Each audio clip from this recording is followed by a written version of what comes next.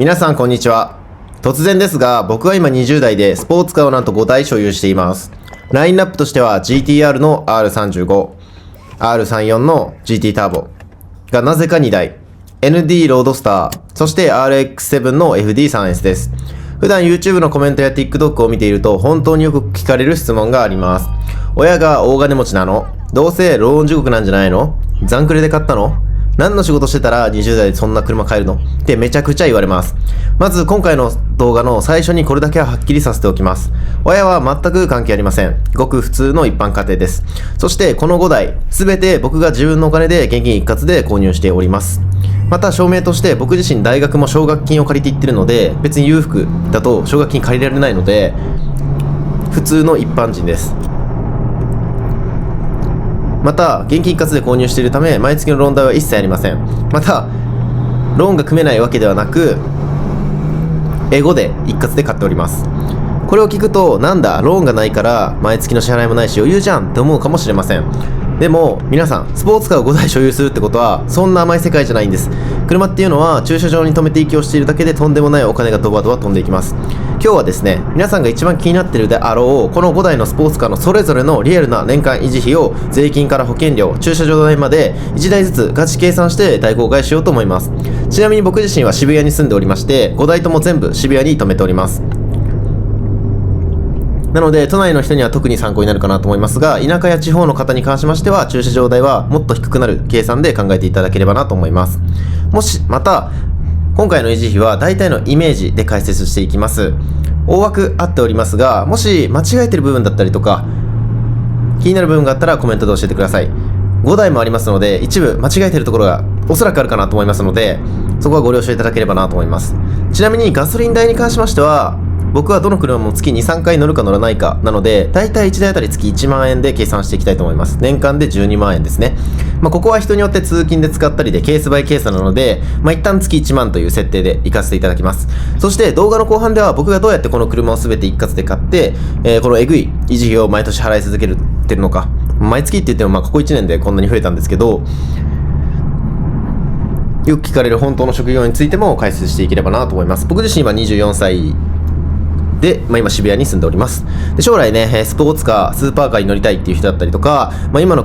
これから購入しようと思ってる車は僕がたまたま持ってる車で維持費気になるよって方はぜひね最後まで見ていただければなと思います。また人生の変わるヒントもどっかにあるかもしれません。それでは早速恐怖の維持費計算に行ってみましょう。まずは1台目、日本が誇るスーパーカー GTR R35 です。スーパーカーと言われるだけであって、この車が一番維持費がスーパーですね。まず毎年5月にやってくる自動車税が66,500円。これだけでも相当なダメージですね。そして重量税が1年計算で16,400円。自賠責が1年分で8,815円。次に保険料。R35 は車両保険など含めるととても高いんですけど、年間今は車両保険なしで7万円ほどかかっております。車検の基本料が1年換算で7万5千円ほど。さらに、3号に関して、絶対に避けられないのがメンテ修理代です。タイヤやオイル交換、専用部品の消耗が激しいので、最低でもね、10万円を見積もっています。以前タイヤ交換したのですが、一番安い、20万円のピレリの、スポーツタイプのものを買ったんですけども、2年3年に1回は交換が必須かなと思っております。そして駐車場代、こちらがね僕の住んでる地域は年間48万円、1ヶ月あたりに4万円かかっております。で次に月1万円のガソリン代、年間12万円足しますと、それらを全て換算すると35の維持費は93万6千円ほどでした。これやばいですね。これローン代入ってないですからね。ただ所有して、月に1回2回ドライブするだけで年間、94万円、ちょっとしたね家賃レベルのお金が消えていきます。ですが僕自身この車1年ちょっと前に1240万円ほどで購入したんですけども、今ね相場価格見ると1400万から1500万ほどになってるので、維持費と同じぐらい足しても高く売れるのかなと思っておりますので、GTR に乗ったっていう体験と、しかも相場も上がってるのでめちゃくちゃありがたいことかなと思っております。これからも大事に乗っていこうと思います。続いて2台目ですね。RX7 FD3S です。ロータリーエンジンの名機ですが、古い車なので、税金の割増とかもあったりします。自動車税が 45,400 円。1300cc なのに2リッターがちょっと腹立ちますね。重量税が 18,900 円。自賠責が 8,815 円。任意保険料が6万円。車検基本料が1年換算で5万円ほどかなと思います。そして FD といえばやっぱりメンテナンスですよね。ロータリーはこまめなオイル交換が必須ですし、いつどこが壊れてもおかしくないです。年代的にしょうがないんですけども、メンテナイとして、1回修理出したんですけども、10万円ほどかかりました。ので、年間10万円っていう想定でかかるかなと思います。駐車場代が年間24万円で、月2万円のところで今、渋谷に停めております。ガソリン代が年間12万円です。これらを合算すると、RX7 の年間維持費は64万円ほどです。R35 の直後だと安く感じるかもしれませんが、冷静に考えて年間64万円です。5万円の家賃の家が住めるっていう計算ですね。しかもここからローンがあるとプラス3万から5万とかローン代がかかってくると思いますので、大体ローンで買う想定ですと年間100万円ぐらいかかってくるのかなと思います。さあ、皆さん、お待ちかねの心を落ち着かせられる3代目ロードスター ND です。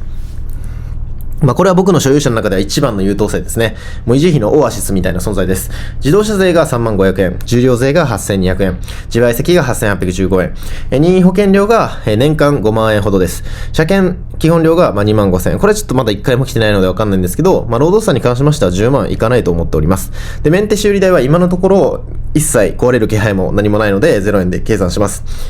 オイル交換ぐらいですかね、かかっても。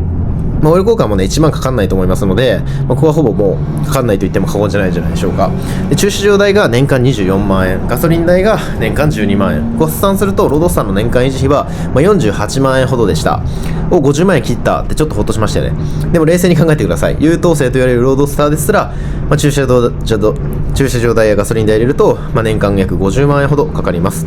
車を維持するのって本当に大変なんだなって改めて思いました。はい。そして最後のね、4代目と5代目。僕のラインナップの中でも一番の問題児たちです。それが何かっていうと、R34 の GT ターボ。これね、なぜかね、僕この車ね、2台買っちゃってるんですよね。自分でも控えめに言ってね、頭おかしいと思っておりますが、僕自身ね、オートマのね、4枚とかの車欲しいなと思って、34ちょうどいいじゃんと思って買っちゃいました。はい、僕、4枚ドアがついてる車、この3、4しかないです。なんで、こいつが一番乗るかもしれないってぐらい、友達とか乗せるときはね、やっぱり3号とか、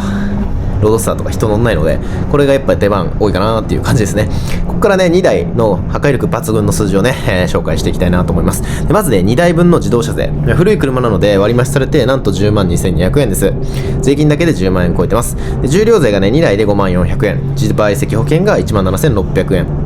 そして任意保険料ですね。スポーツカー2台持ちの保険料えぐいです。これね、それぞれね、10万円ちょっとでした。なので年間ね、2台合わせて年間20万円です。で、車検基本料が2台で6万円。メンテ代は一旦0円とします。まだ壊れていないので。で、駐車場代が2台分なので、2台合わせて年間48万円。ガソリン代も2台分で年間24万円。なので、この R34 を2台維持するために合算した金額は115万円ですね。なんで、1台あたりだと、大体60万円しないぐらいになっております。もう笑うしかありませんよね。同じ車2台に年間115万円払ってる20代。どこを探しても日本中あまりいらっしゃらないんじゃないでしょうか。はい、お待たせしました。これでね、5台すべての内訳が出揃いました。すべてローンなし、現金一括で買ったこのスポーツカー5台。ただ駐車場に置いて、月に数回ドライブを楽しむ。それだけの最低限の維持費で年間いくらかかってるのか、合計金額を発表します。年間合計、321万円です。はい。実際にね、もっとかかっている気がしますが、大体1台あたりね、60万円ほどかかっております。で、こっからね、駐車場代がないと考えたら100万円ぐらい安くなるので、200万円ぐらいなのかなと思います。ですが、僕自身、ネオクラシックカーとか、GTR35 とか、そこそこ高い車なので、駐車場、機械式の駐車場と、室内保管なので、いい状態はキープできるのかなと思います。やれたりとかね、太陽に当たらない場所に止めてるので、そういったところでは状態よく管理できるのかなって思いますね。はい。で、皆さんどうですか、この数字。毎年ね、新車のコンパクトカーやら、ちょっとした SUV が買える金額が、やっぱりただの維持費として消えてきます。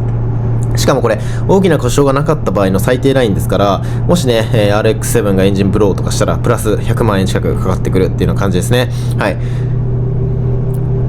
ここまでね、見ていただいた皆さん、間違いなくこう思ってると思うんですよ。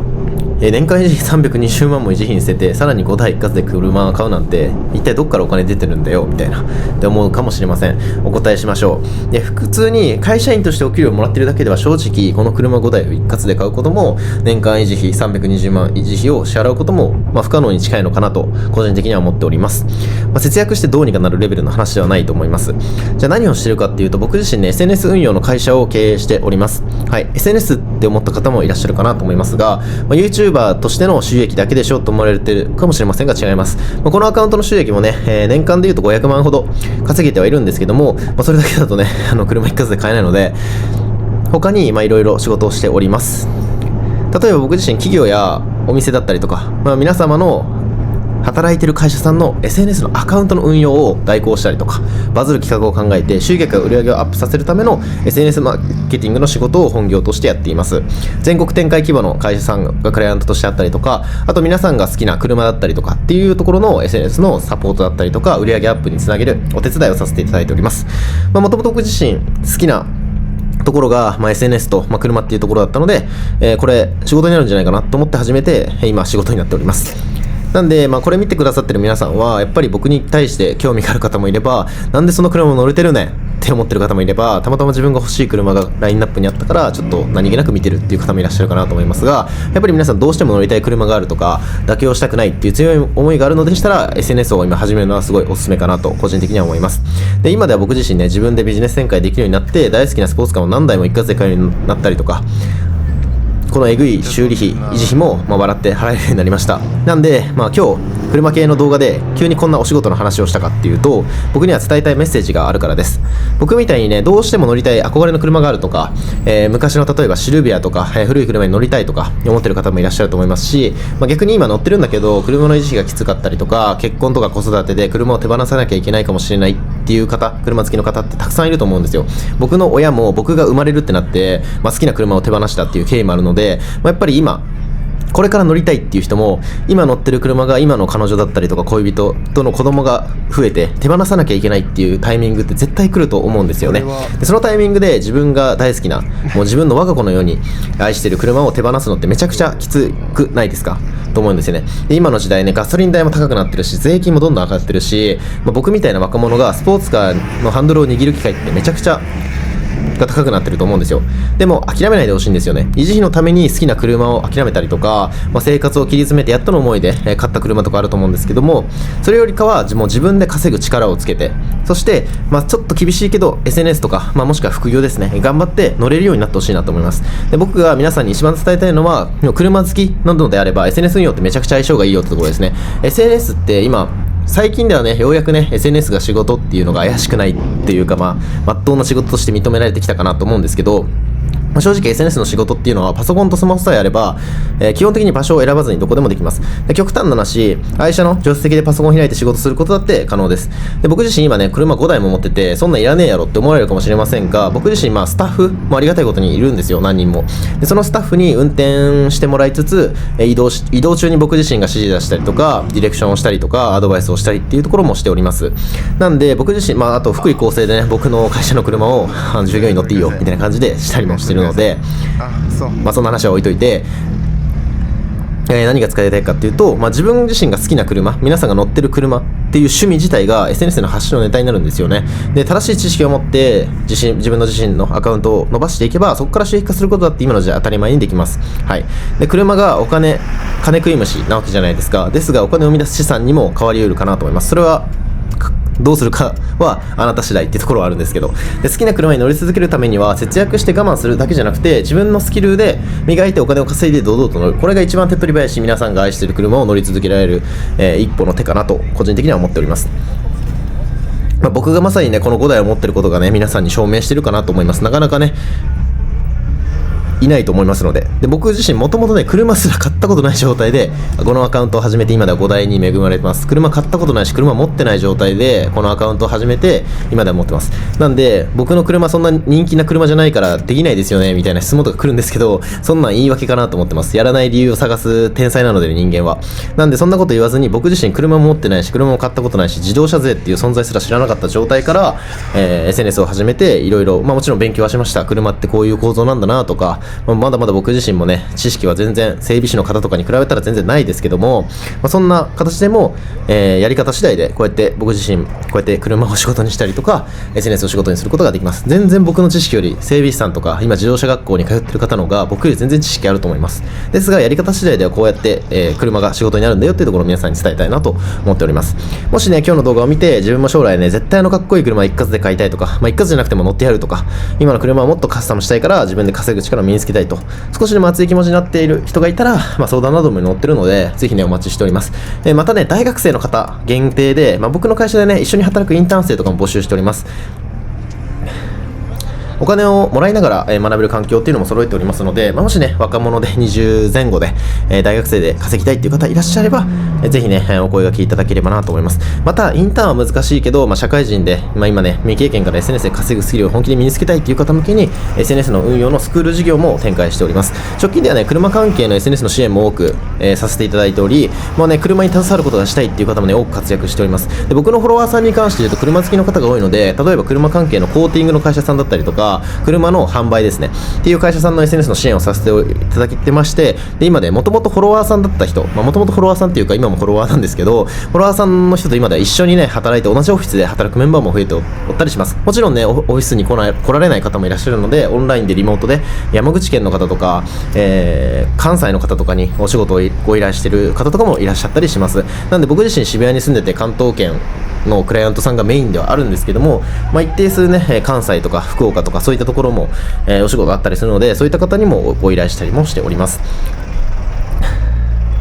はい、っていう感じですね。で、僕みたいにごく普通の20代でもスキル一つ極めればスポーツカー5台を一括で買って維持できます。で、もちろん僕自身まだまだ車買おうと思ってますし、欲しい車あるので全然まだまだ増やそうと思っております。で、この事実をもっとね多くの車好きの方に知ってほしいし、証明していきたいと思います。こういった動画を上げるとね怪しいとか、いろいろなんか言われるかなと思うんですけど、僕自身これが事実ではあるので、信じてくれる方のみ、信じていただければなと個人的には思っております。で、少しでもね興味がある方は概要欄の方にある公式 LINE の方を追加して、ぜひねメッセージと案内を送っていただければなと思います。熱い思いを持った車好きの皆さんからの連絡、心からお待ちしております。一緒に車業界、そして SNS 業界を盛り上げていきましょう。あと一部ねコメント来るかなと思うんですけども、僕自身ワナンバ